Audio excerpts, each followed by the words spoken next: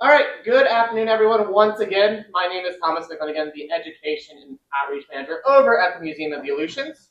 I know a couple people have joined us since the last time I spoke to you. So for those people, welcome. There are snacks. Please feel free to grab some. So this is the latest in our series of Lunch and Learn talks. We try to do at least one Lunch and Learn every single month.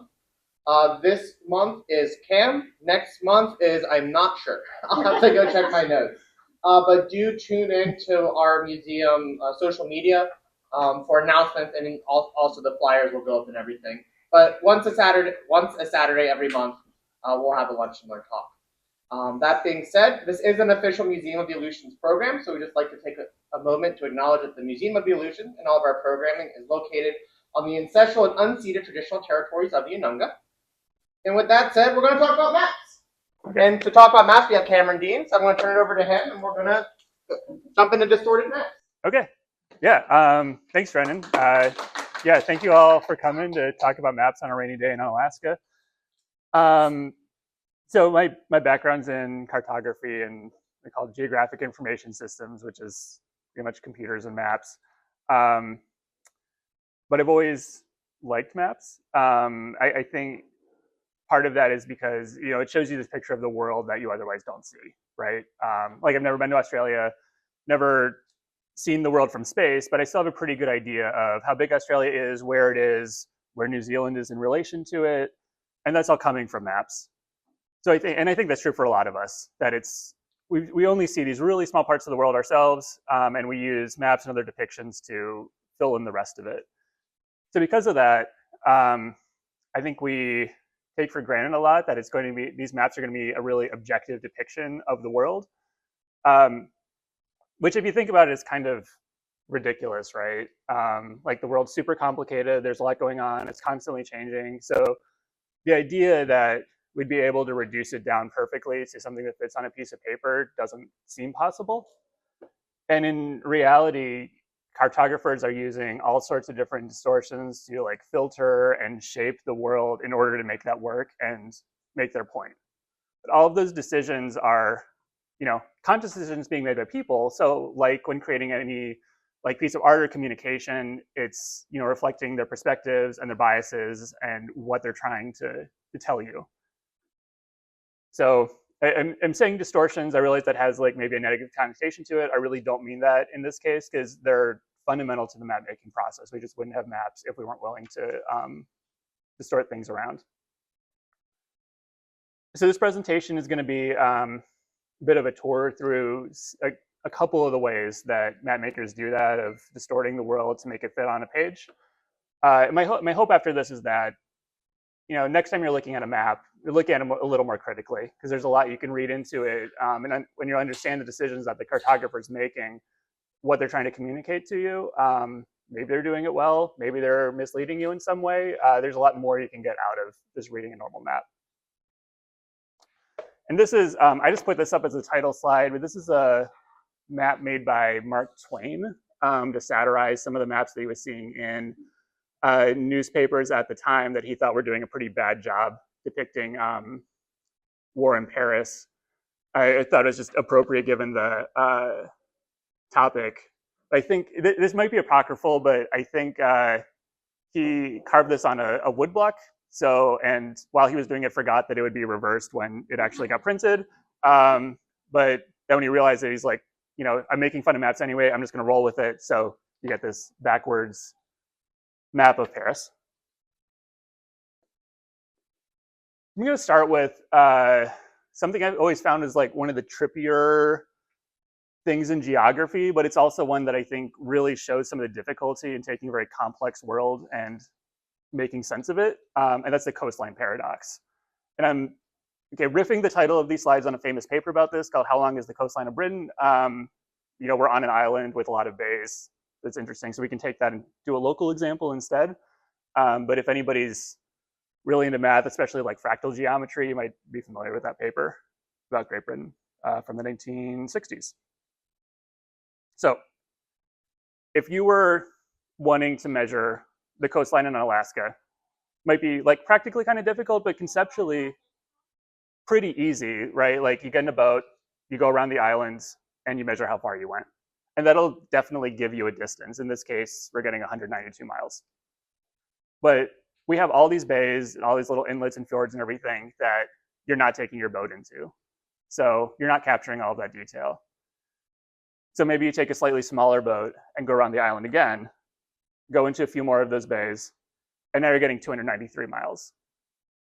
But you're still missing a lot of the detail. There's still like a lot of bays, even on Alaska Bay, the boat's not going into at this point, even though you're hugging closer and closer to the coastline. So you can take that again, say you're taking a kayak or something really small, get even closer to the islands, now you're getting 416 miles. And this just keeps going up. So 599 miles.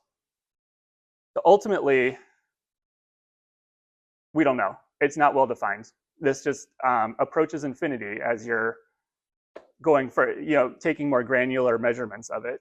Even though, as you can see from this example, we're in a boat, so we're getting closer and closer to the coastline. The area that we're measuring is actually getting smaller. So the land area of Unalaska that we would be getting is getting smaller at the same time that the perimeter is getting larger as we take more and more detailed measurements. And you could take this to some absurd degree, right? Like you could be walking along the beach with a measuring wheel, but there's still always going to be a little bit more granular of a measurement that you could take. So that endpoint, and as a result, the perimeter of Unalaska can never really be well defined. And even once you get to that point, now you're dealing with all sorts of other considerations, right? Like coastline, the tides change over time. So we've got to settle on what's called a tidal datum, like how high the water would be. The coastline's constantly changing. There's all sorts of other complications in there that make it impossible to measure our coastline or any coastline like this. You would think that there is because of this, some like standard that we all agree on of how we want to measure things. And there's really not. And that's because there's no objective measurement interval that is better than another. It's all going to depend on exactly what you're measuring, how big it is. And in fact, if you look at like the federal level, depending on what federal agency you're asking, the US has anywhere between 12,000 and 88,000 miles of coastline. So just completely undefined. So this seems like fun geographic trivia that maybe doesn't have a lot of impact on the real world, but actually does in a lot of cases. So one example, I'm from Michigan, where everybody wants to buy a house on a lake. So the water frontage that you have is a really big part of advertising that house and how desirable it is and the value of it.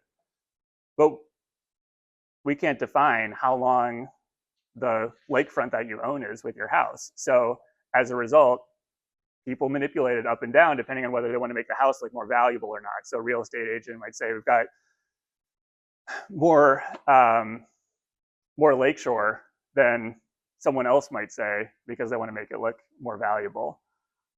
And that has a whole bunch of legal implications and other things, but it's like ultimately we just can't define it. It's also come up in Alaska's history.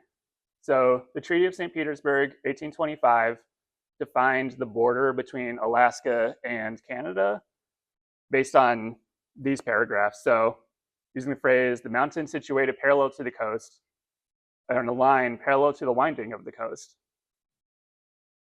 Which I think if you're reading it seems pretty clear, but if in reality, the coastline is not well defined.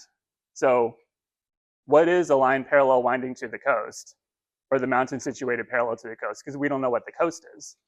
And what actually happened was everybody interpreted this very differently. I think in very self-serving ways, like everyone wants to get more territory for themselves and took advantage of this effect. But it ended up with a lot of disagreement over what the boundary between Canada and Alaska was. So blue line here is what the US was claiming, so going pretty far into what's currently Canada. Red line is the border being claimed by Canada and the UK, and then British Columbia just decided doing their own thing and like creating their own line that includes a bunch of islands of what's now Alaska. So this ultimately had to get arbitrated and we come up with an agreement of where the line should actually be, because the treaty, even though it kind of makes sense on paper, is not really reflective of the world and how it works. Okay, so one of the most fundamental distortions on any map you've seen is just taking our world, which is round, is 3D. We all agree on that. Yeah, I'm just gonna, yeah, we are agreeing on that, and turning it into a flat page. So I'm gonna introduce this with a clip from the West Wing of all shows that kind of introduces map projection, some of the challenges with that. I will preface with saying that it's definitely made for TV and they play fast and loose with some of the details of this, but it is based on reality, and there's not like a lot of depictions of map projections in popular culture. So this is the example I'm going with.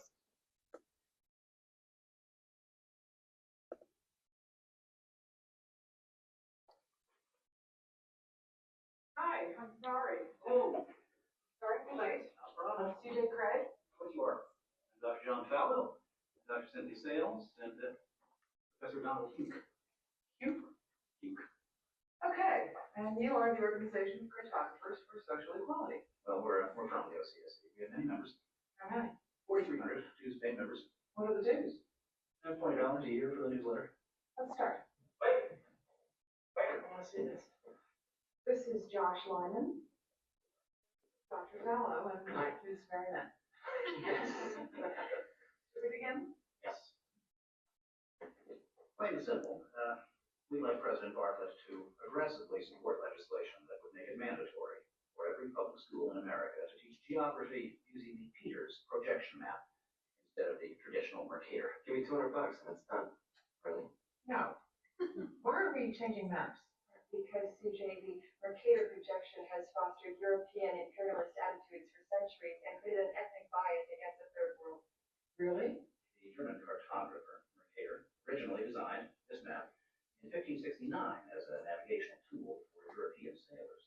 The map enlarges areas of the poles to create straight lines of constant bearing or geographic direction. So it makes it easier to cross an ocean. But it distorts the relative size of nations and continents. Are you saying the map is wrong? Here, yes. Now look at Greenland. Okay, Now look at Africa. okay. The two land masses appear to be roughly the same size. Yes. To blow your mind, I told you that Africa is in reality 14 times larger. Yes? Here we have Europe drawn considerably larger than South America. When it's 6.9 million square miles, South America is almost double the size of Europe's 3.8 million. Alaska appears 3 times as large as Mexico. Mexico is larger by 0.1 million square miles. Germany appears to be the northernmost quarter of the Earth. Wait. Relative size is one thing, but you're telling me that Germany isn't where we think it is? I think it's where you think it is. Where is it? Glad you asked. The Peters projection. It has fidelity of axis. Fidelity.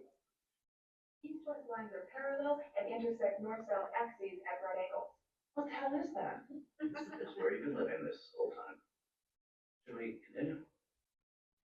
Huh?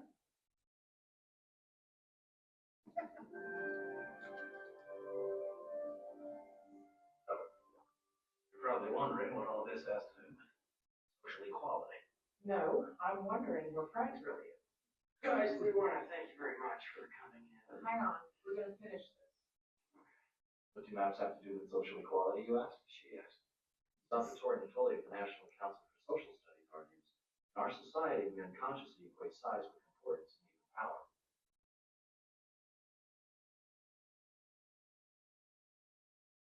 I'm going to check it out, Tom. Go.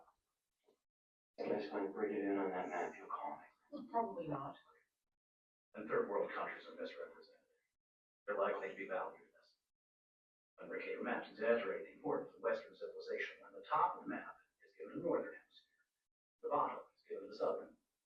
And people will tend to adopt top and bottom attitudes. Wait, where else could you put the Northern Hemisphere but on the top? On the bottom. How? Like this. Yeah, but you can't do that. It's freaking me out. Yeah, so this clip is based on a real argument that's happened in geography starting in the 60s or so over the Peters projection, or what we often call the Gall-Peters projection, is based on the work of another earlier cartographer. The takeaway there, though, is that there's not really a right way of doing this. Okay, so backing up a little bit to, like, why are we projecting things at all? Earth being round, we usually think of it as a sphere. Even that is a simplification. It's more ellipsoidal, and even that, you know, it's a natural object, so it's kind of bumpy and irregular. It's not mathematically perfect. We just imagine it as a sphere or an ellipse to make the math easier on ourselves. That can't be unwrapped onto a flat surface. The example we often use is peeling an orange. Like, if you peel the orange, you're not going to be able to get that perfectly fat without a lot of tearing and bending it, and you're going to distort it in some way. So instead, we take shapes that we can unfold onto a flat surface. So in these cases, just a flat plane, a cone, like the outside of the cone, or a cylinder, like the Mercator projection uses. And well, project is the right word, because if you imagine, like, the globe is translucent, we put a light bulb in that, light's projecting out onto that developable surface, that other shape. That's what ultimately is becoming the map projection. But if you think of, like, any projector that you see, it's bending the light, the scale is changing, the shapes are changing as it comes on to that other shape. And we use all sorts of different map projections for different purposes, because they all distort something, but they distort different things, depending on what our aims with the map are. So this is Mercator's original world map from 1569. So this was a really big deal at the time for a couple reasons. One, it collected knowledge from multiple cartographers all over Europe and combined them together into one map. And you can see, like, this looks pretty familiar to us for the parts of the world that Europeans had explored at this time. So, like, Europe is really well defined. We've got Africa is very clear, a lot of Asia, even the east coast of, like, South America, North America looks pretty familiar. And then when you get to like what's now the Russian Far East or Alaska or in Canada, it's just a, you know, complete squiggly line, because they just didn't have an understanding of what those areas looked like yet. Second big deal with this is that it took a lot of the techniques and elements of the really practical maps that mostly Portuguese and Spanish sailors were using at the time to get around smaller areas. So that's these rum lines that you see all over it. It took all those techniques and applied it on a world map. It was one of the first to do that. But the big one, the reason this had such a lasting impact, is just the projection that it's using.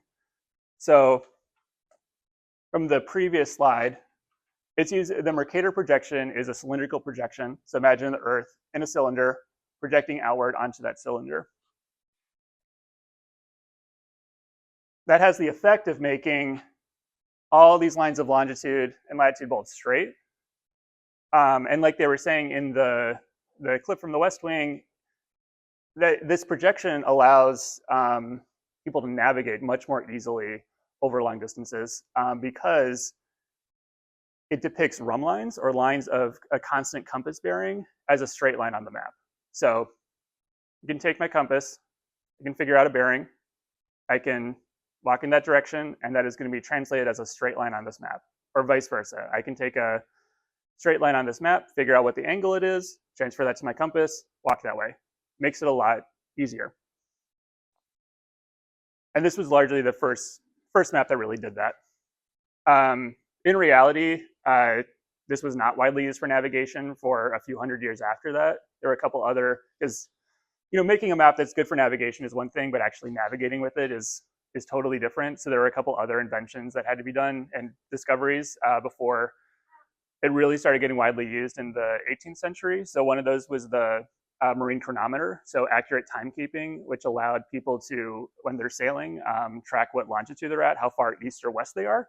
And the other one is a good understanding of magnetic declination. So if you've ever done any map and compass navigation, you're probably familiar with this. But the North Pole, the true north or geographic North Pole, that's what north on the map is not what your compass is pointing to. Your compass is pointing to the Earth's magnetic North Pole, which is in a slightly different spot and also changes over time. So that angular difference between them has to be corrected for. It's a magnetic declination. So if you look at like any navigational map, USGS, TopoQuad, or NOAA charts or anything should have the magnetic declination of the area that is for when it was created. That could still be right. It could also have changed since then. So it's something you often have to look up and make sure you've got your compass set for the right declination of the area you're looking for. And here's an example of how this is being used today. So most of our navigational maps are some variant of a Mercator projection. So this is just a USGS TopoQuad, like you use for hiking, of Unalaska. It's using what's called a universal transverse Mercator projection, which is just the Mercator map, but it's a system that specifically localizes it to a certain area to be accurate for that area and minimize the distortion. But it has all those properties of being able to take your compass that's a straight line on the map. Okay, so here's a modern Mercator map. And this is, so I was in school in the 90s. This was the map that was on all of our classroom walls.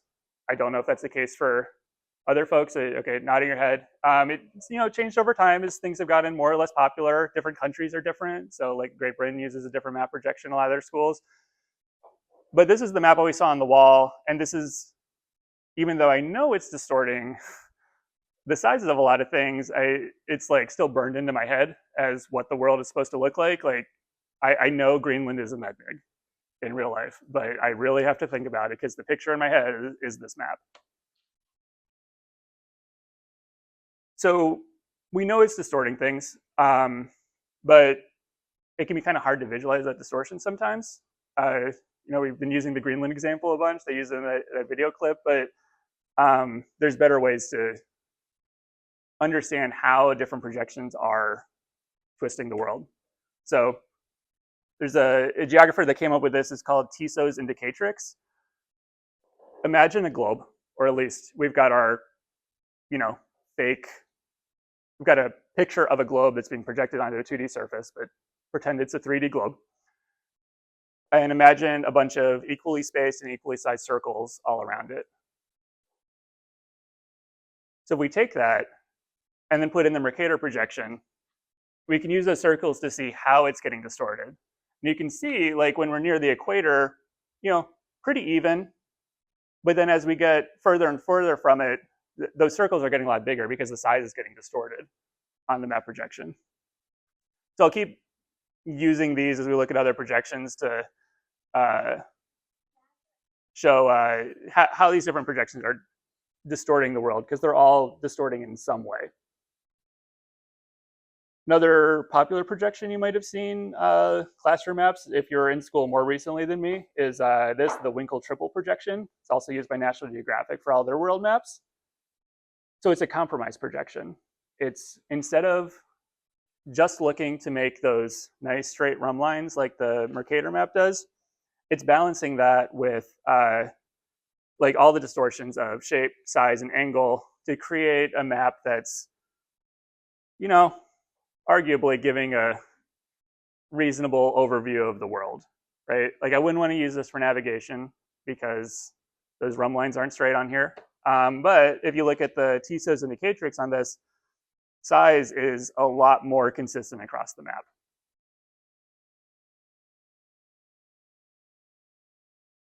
Okay, so back to Mercator map. So let's put in a rhumb line.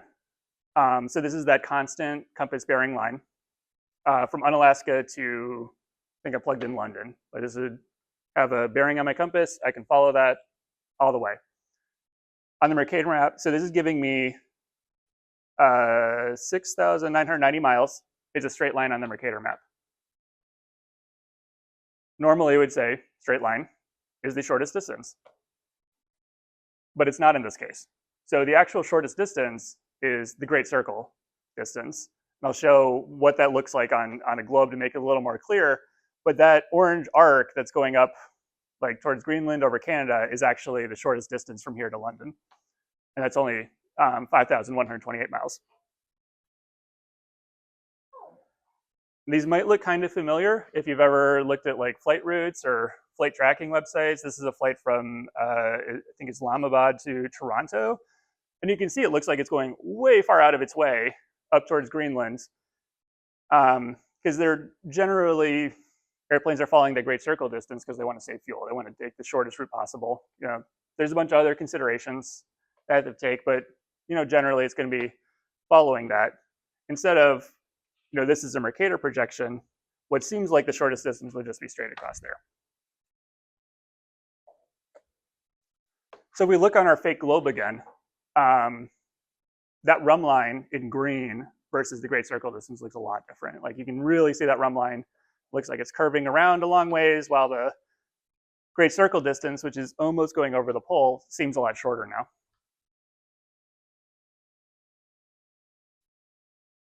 There's like literally tens of thousands of different ways we can project the world depending on exactly what you're doing. Just focusing on like 2 or 3 for this. But this is, and they're all used depending on what your objectives are. So if you want consistent size of things, if you want consistent angles for navigation, or maybe in this case, if we want consistent direction and distance from a particular location. So this is an azimuthal projection. It's centered on Unalaska. You can see that it's pretty undistorted around Unalaska, but as you get farther away, it gets a little crazy.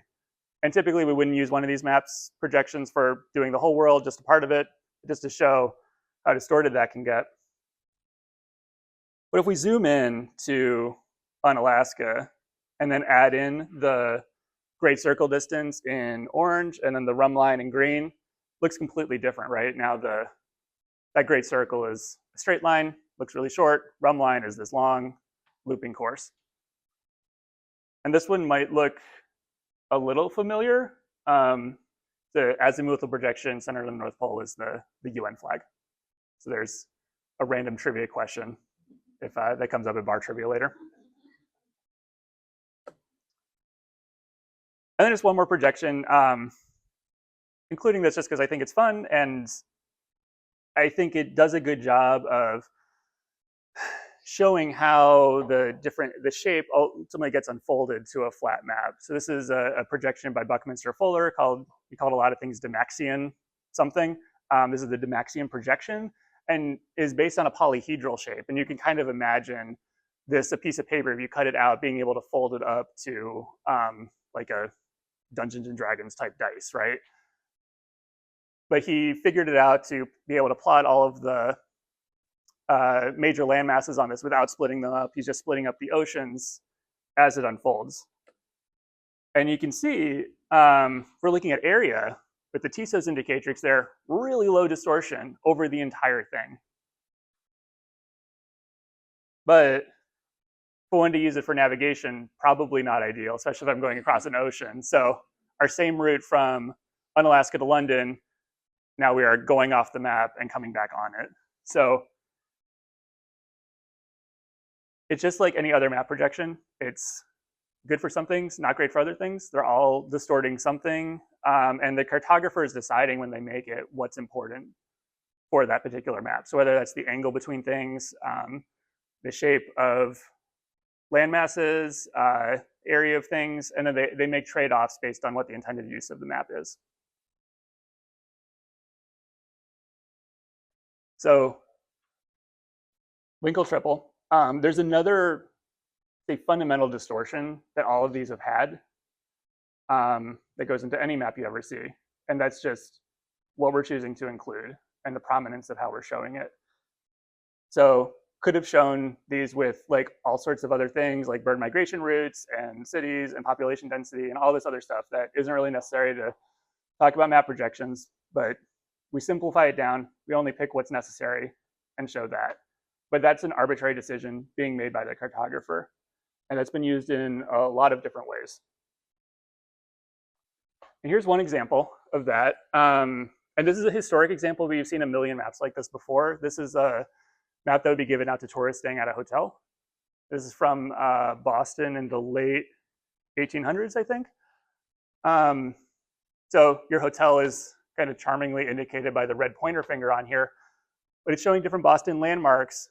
It's also showing these landmarks really called out in red. So you would think, okay, these are the most important tourist spots in this town, places I would want to go. When you actually look at those though, you've got like the Metropolitan Rubber Company, clothing store, dry goods store, carpets and upholstery. Those are all a lot more prominent than what I would call like actual Boston landmarks. And that's because those are the companies that paid for the map. Those are sponsors. So the aim of this was not really to call out the, the landmarks of Boston as much as drive people to these stores. And here's another example of that selectivity. So this is a map made by John Smith. It was intended to entice English settlers to New England. And he does that with a lot of like very florid pastoral imagery on this. There's like bountiful schools of fish by Cape Cod. There's sheep all over the place. Got kind of exotic animals all drawn in here. Even like very familiar sounding English town names. The thing this ignores though is all the people already living here, right? So the only depiction of Native Americans on this map that I could find is the little shelters up there by the River Charles label. So John Smith is making a depiction that shows what he wants to show, and that's ignoring people here because he's trying to entice more people to come here. He'd rather show, a nice like fields of sheep. And it's leaving out any mention of, well, almost any mention of the people actually living there. Here's another example. I don't mean to pick on the British Empire, but it happens to be where these examples are from. So this is a map from a cartographer named John Bartholomew in the late, I think this is also from the late 1800s, intended to show the extent of the British Empire. And it's doing that in a couple ways. So overall map is pretty simple, but British colonial holdings are called out in this really bright red color. Instead of putting other European colonizers on the same map, put them on these little inset maps on the bottom, so it kind of de-emphasizes their own holdings. It's also using Mercator projection, so it's expanding certain territories, especially Canada. But there's one really funky thing this map is doing. And as weird as it is, it's not immediately obvious sometimes. Does anybody?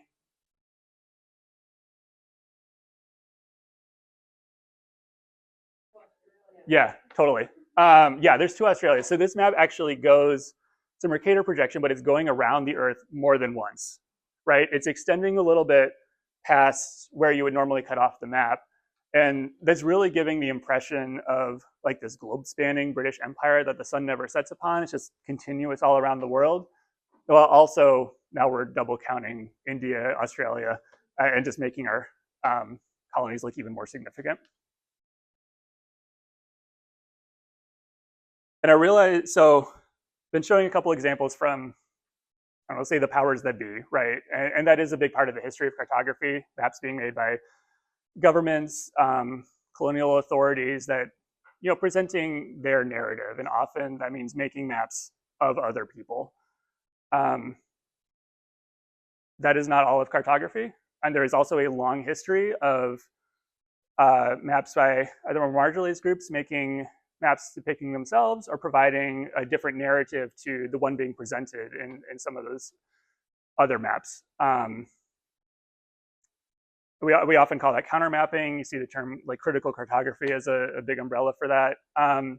There's a lot of examples with this. I'll just touch on one that a lot of people are probably already familiar with, and that's the Green Book that was created by and for African-American motorists for many years. And it's a road atlas. So we're used to traveling through Rhode Island, seeing different destinations where we can go. But this is depicting things that you wouldn't see on, say, a quote unquote normal, your Rand McNally road atlas, right? Because it's depicting things that are relevant to the book's audience, like known safe accommodations, places with like discriminatory laws, like sundown towns, landmarks that might be of interest to the book's audience, but not to a, let's say, quote unquote general audience, not everybody though, that a normal map would show. So this is an example of people making a map for their own uses that's providing a different picture of the world than ones that might otherwise be available. This is also an example of what we now call crowdsourcing. So if you're on Wikipedia or anything, still a very prevalent thing in cartography. Does anybody use OpenStreetMap as their, or edit it? Okay, I would recommend checking it out. It's sort of a, think like Wikipedia, but for maps. It's a world map that's collectively edited by people online. And I think if you look at it and compare it to, say, Google Maps or something that's being commercially produced, in a lot of places of the world, there's a lot more detail and kind of a different story being told with it than you get with those other maps. Especially places like Unalaska are a little more off the beaten path. People have taken the time to put in things that maybe aren't of interest to Google Maps. Like I think a lot of you probably know Mike Livingston. He's done a lot of work to map out like World War II buildings here, and a lot of things that you just wouldn't find on Google Maps.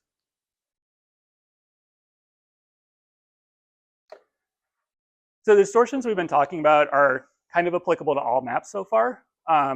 Most of what these have been what's called reference maps. They're maps designed to orient you, get you around, show you what stuff is where. Whole other type of cartography that you've also seen a million examples of called thematic cartography. And we should all be familiar with this here because we use one all the time. It's windy. So a thematic map is one that's depicting some sort of statistic or phenomena on the map and how it's geographically distributed. In Windy's case, we're using different colors to represent wind speeds. It's something I've always liked about living here is that we're so used to this that we can like use the language of the map in talking about the weather. Like people always say like, oh, it's gonna be purple tomorrow. And okay, it's gonna be stormy tomorrow because it's purple and windy. This is called a choropleth. That's a common type of thematic map. We're just using color to depict some phenomena. And here's another example of that. Just an Alaska geology map using color to depict different geographic or geologic areas around the state. But this type of thematic cartography can also inevitably distorts how we're seeing things. And here's one example. I don't mean to keep using Massachusetts examples. That was a weird coincidence. But this is a map depicting average teacher salary by school district in Mass. And you can see so the darker blue is higher teacher salary. Just looking at this map, I say, okay, teachers are really well paid in the like Boston, western suburbs area. But we can take that same data, look at it a bit differently. And now if we're looking at the difference between average teacher income and household income in that area, very different story, and showing that, okay, maybe relative to the other people living in that district, teachers there really aren't getting paid that well, and actually other parts of the state getting paid better. So it really, anytime you see a map like this, really take the time to stop and think, what is this actually trying to tell me? Because the same data can tell wildly different stories depending on the intent of the map maker. And you really have to like kind of dig into it and think about the decisions that they were making and what it is you're actually getting out of it. Okay, so election maps.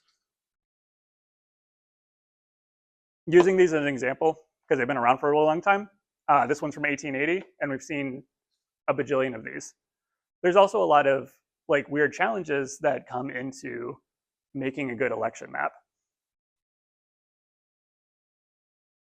Let's use this example, and this is probably a pretty typical election map that we see. You have the red-blue Democrat-Republican split that we're used to seeing. Also, sorry if anyone's colorblind here. I'm usually conscious of that when making maps, but it's hard to avoid when you're pulling examples of election maps. But this is from the 2008 election. So Obama won this. If you're just looking at this map, though, you see a lot of red. And I think just glancing at this, you would expect the Republican won this election. And this is a common, you see these in the newspaper every year. And they're showing one thing, but you need to be aware of what they're showing and what it's not showing you, which is the population of all these places, right? And we look at, since our electoral college is kind of based on population, this gives a little different picture. Now it looks like Obama's doing better in this one, same election, but there's still a lot of distortion introduced by the different population densities of all these places. So like New Jersey has 15 electors, a lot more people than say Wyoming, which has 3, but New Jersey's teensy on this. So it's still not getting a lot of visual prominence. This is not really an easy problem to solve with maps, and cartographers have tried a bunch of different ways to address this to varying degrees of success, but they all have introduced their own problems. So here's one example. This is called a value by alpha map. It is really hard to see on the projection, so I'm sorry for that. But this is a map that makes places with fewer people more transparent, so they're less visually prominent. So you can see like the really urban areas are really bright on there, and we get out to like the Western US and you can hardly see it. So it's sort of addressing that, issues of population density and voting power of different places, but there's trade-offs, right? Like we've got a lot less detail in these rural areas. I could not tell you how like half the country voted by looking at this map. So you've got to think about what it is you're trying to communicate. And we could go for something really different. And this is called a cartogram. These are maps that use some statistic to manipulate the shape and geography. And in this case, we've still got the red and blue for who voted for whom. But the size of the country is adjusted based on the population of those places. So you can see like New York City is gigantic here. Chicago's gigantic. And a lot of the rest of the country is, LA is huge. A lot of the rest of the country is really squished.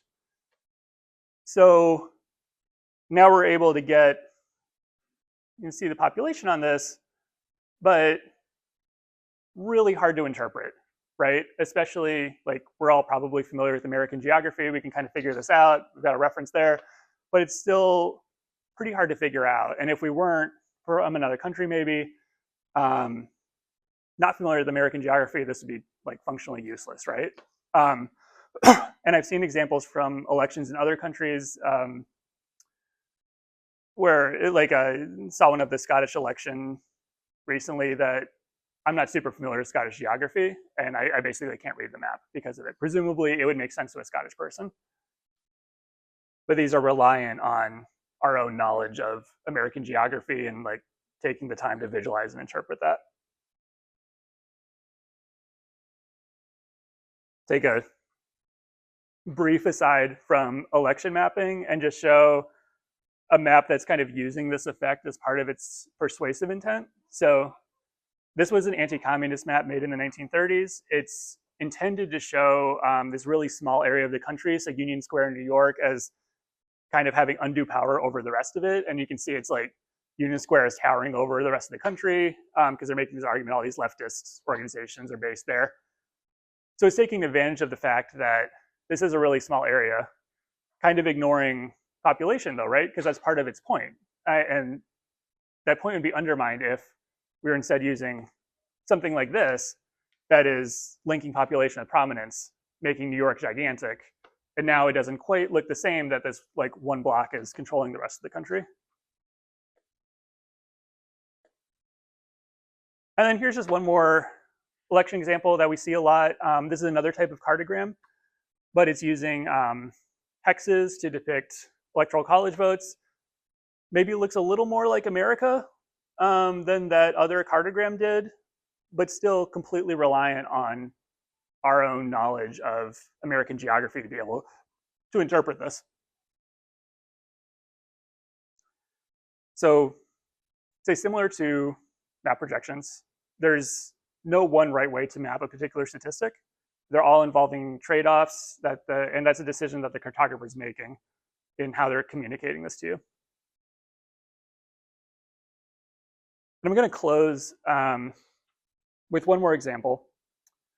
Because I'm a little worried at this point in the presentation. I've been talking about how distorted maps are. They're like, okay, what's the point of a map at all if it's not being honest with me? So this is a famous map produced by John Snow of the cholera epidemic in London in the 1800s. At the time this was made, disease transmission was not really well understood for this. There was a lot of people were thinking it was like in the miasma of London, like in the darkness and urban environment and everything. And Snow was trying to prove to himself, prove to others that it was actually being transmitted in the water. And he did that by mapping it. So he mapped out all the cases, all the deaths for cholera in an area. That revealed a pattern that allowed him to find the cause of the outbreak and isolate it to one particular pump on Broad Street in London that was getting contaminated, figured out what was causing the epidemic.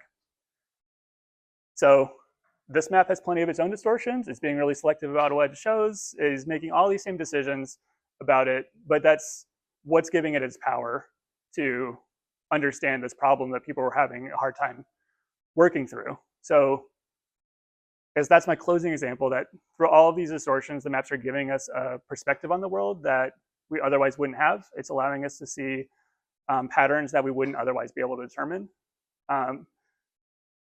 And that's not possible without making all of these bending and filtered maps. So thank you all so much for coming to hear about maps on a rainy day. I'm happy to stick around if you have questions, but otherwise, yeah, thank you. And thanks to the museum for doing this.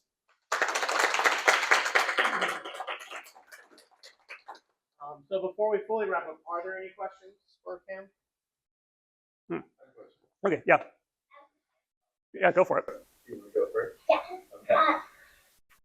What was the red and blue map for? Was it these? Yeah. So that's for an election. So this was voting for president in 2008, and the colors show who voted for which person. So blue, they voted for Obama, and red, they voted for McCain. You'll see these in the newspaper every 4 years. So you'll see plenty more of these. And hopefully, every year cartographers are coming up with like new and different ways to show this. So it's like the one fun part of election season is like seeing the different ways they can try to show this better. Yeah. Yeah, it's OpenStreetMap, openstreetmap.org. Yeah, just like Wikipedia, there's a big edit button on the top and you can click that and change whatever you want on the map. Yeah, that's a good question. I don't know about most other countries. I know, so in the US, there's been a transition away from that in most classroom maps to use something like that Winkle triple projection, or there's a couple others like that as well. I know the UK is actually, for a while, was using that the Peters projection that they showed in that video clip. But yeah, different countries do it differently. I'll add just a little bit more to that. I know that a lot of countries will also pick maps where their country is the one that's in the middle. Yeah. So like our normal map normally tries to use the ocean to cut off the sides, but other maps might choose it. Like if you're over in Asia, you don't really care if North America gets split in half. So they might also split the map and choose what's centered as well. And that'll also be a difference between countries. Yeah, Catherine? No, I mean, I'd say you're hitting the nail on the head, right? Like you're looking at what is important to people who are reading the map. And it sounds like that simpler one is easier for people to walk around town with.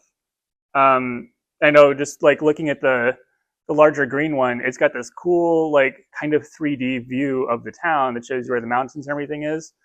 So it's a nice visualization, but at the same time, it's kind of hard to, if you're standing on one of those roads on that map, it's a lot harder to sort of visualize where it is you're supposed to be going on it than like a simpler 2D map. So yeah, I mean, with all these, it's like what do people want to see, what's important to them, and just showing that and nothing else. So the map you're seeing on your phone is actually a Mercator projection, almost always. There's some like nerdy reasons why a Mercator map is really well suited to that kind of thing, like just the technology of it and loading up different little bits of the map that you can zoom into. So yeah, still fundamentally distorted, like all maps. But usually when you're looking at your iPhone map, you're not looking at the whole world, you're looking at a pretty small part of that. And within any small part, it's not going to have that same type of like distortion that you see on a Mercator map, because it's being localized more. So yeah, I mean, I think it's also worth remembering that this is a map being made by a company. There's a particular aim behind that, right? They're showing certain landmarks to you, certain stores. A lot of maps have advertising on them now, so it makes stores that pay them more prominent, rather than maybe how many people would actually want to go to that store. So there's a lot of considerations going into that, into what is getting presented to you. Yeah, it's a great circle for them. Yeah, I would imagine they can figure out the navigation of a great circle distance. Well, I don't know. So my understanding from doing research for trivia is that they have, I think the current major theory is that there's like cells in their eyes, I think, where they can kind of see the magnetic field of the Earth.